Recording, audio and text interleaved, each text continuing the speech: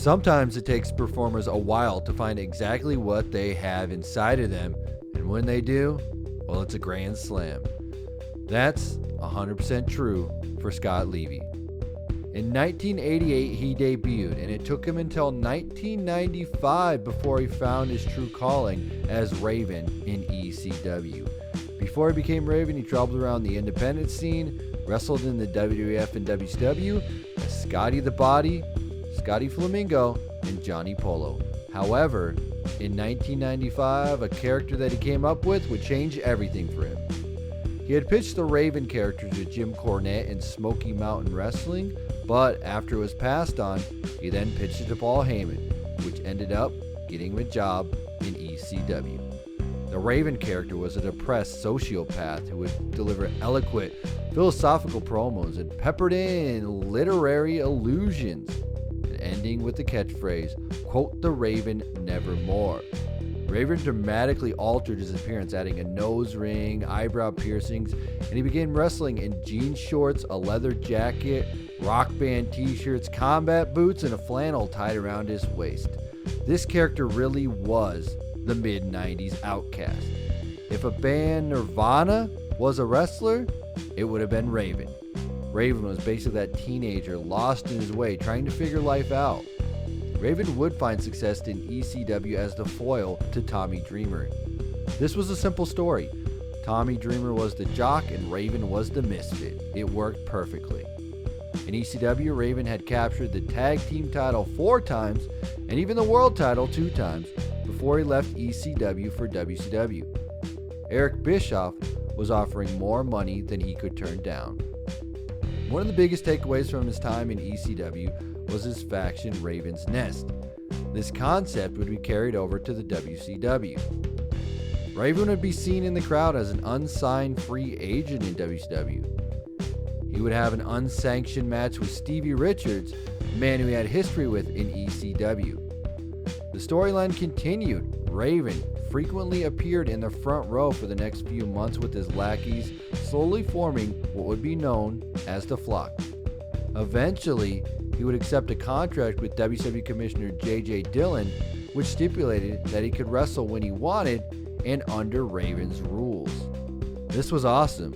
It was a way to add a bit of hardcore wrestling to WCW and let Raven control the matches by using his rules. All the wrestlers in the Flock adopted Raven's grunge gimmick, complete with similar ring attire and attitude. The Flock was in the same vein as the Raven's Nest group in ECW. However, Raven was more openly abusive and controlling, which eventually led to rebellion within the group. As I said before, Raven was an outcast, and wins and losses were really secondary to the Flock. As popular as they were, they had limited success in the ring. Eventually, the group disbanded as Raven lost a match with Perry Saturn that gave him and everyone else in the group their freedom. Raven would float by until he formed the Deadpool with ICP and Vampiro. In a backstage meeting in August of 1999, which involved every contracted WCW wrestler, Eric Bischoff offered anyone their release right then and there. Raven was the only one to stand up and walk out as he was dissatisfied with his current WCW creative decision. Raven was granted his release and left the company. The Deadpool would continue without Raven under the name The Dark Carnival. Raven would briefly go back to ECW before he signed with the WWF. In 2000 at Unforgiven, he interfered in a strap match between Taz and Jerry Lawler. He hit Jerry Lawler with a DDT. Him and Taz would briefly team after this. Raven would enter the hardcore title picture, and on December 22nd, Monday Night Raw, Raven would win the WWF Hardcore Championship. If you aren't familiar with the WWF Hardcore title, it was a no-holds-barred, anything-goes championship that was contested under 24/7 rules at the time. This meant that anyone and everyone could win and lose the title as long as a ref was around.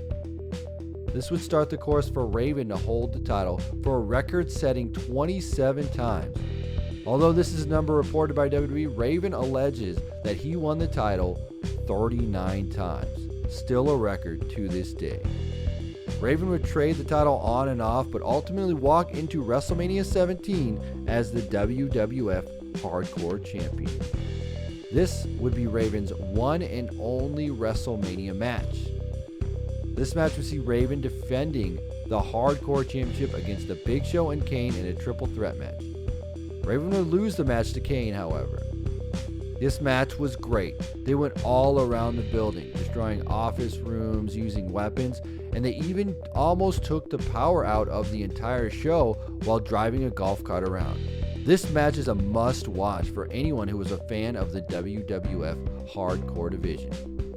In the summer of 2001, the WWF would start the Invasion storyline, where WCW would go up against the WWF. At the time, it looked as if the WWF was going to steamroll WCW, but they had an ace up their sleeve. During a tag team match pitting Chris Jericho and Kane against Lance Storm and Mike Awesome, former ECW wrestlers Rob Van Dam and Tommy Dreamer interfered and attacked Chris Jericho and Kane. Just Incredible, Raven, Taz, Rhino, and the Dudley Boys, all ECW alumni, came to the ring and joined Rob Van Dam and Tommy Dreamer attacking Jericho and Kane. On the commentary table, Paul Heyman announced that ECW would team together to take on WWF and WCW. Later that night, WCW and ECW would join forces and become the Alliance. His most notable storyline during this time was when he was managed by Terry Runnels, and he destroyed the love interest of Saturn called Moppy. A mop! During this time, Perry Saturn had Terry Runnels be his on-air manager/girlfriend. Saturn was in the middle of a storyline where he was taking a knock to the head. He fell in love with a mop. This was similar to Wilson the volleyball in Castaway, if you remember that. The storyline went over well with the fans, and it led to a face turn for Perry Saturn. Terry Runnels was clearly not happy that Saturn was spending more of his attention with an inanimate object, so he told Saturn to choose between Moppy and her.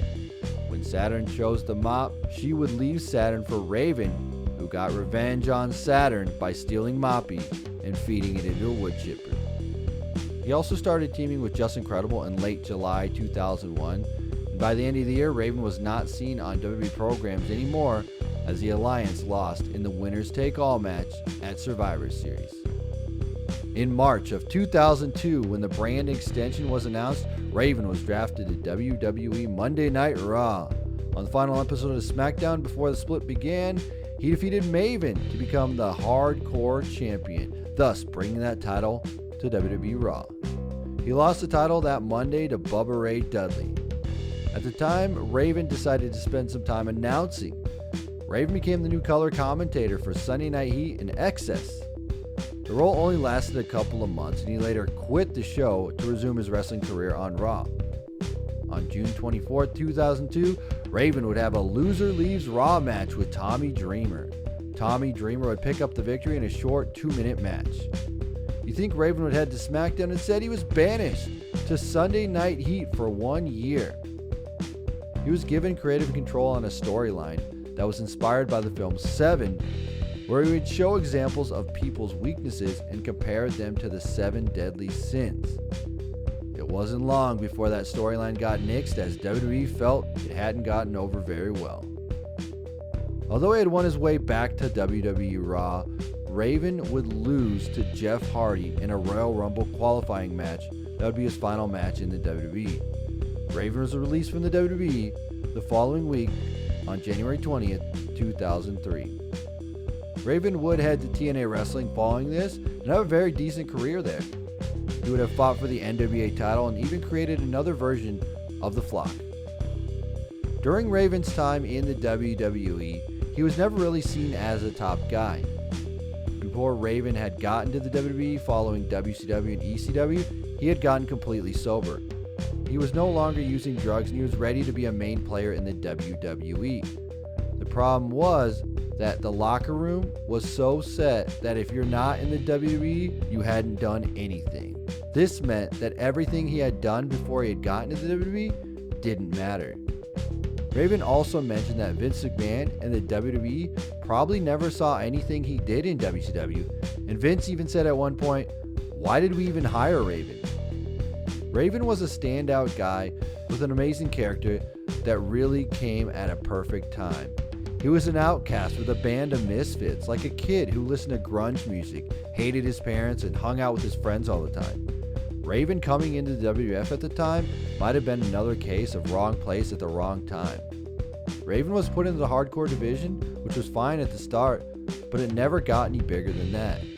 After WCW was bought out by the WWF, there was such an influx of talent that Raven was basically lost in the shuffle in the WWE. If Raven was going to be a breakout star in the WWE and find his way into the main event scene, he would have had to do it before the Invasion storyline ever took place. After the WWF versus the Alliance angle ended, Raven spent most of his time on Sunday Night Heat before he got released. Maybe if WWE would have seen his WCW run with the Flock, Raven could have created another version of that group in the WWE and taken control of the upper mid-card scene and even got a run for the World Championship. But it was poor timing as WCW was bought out and anything you did before WWE just didn't really matter to them.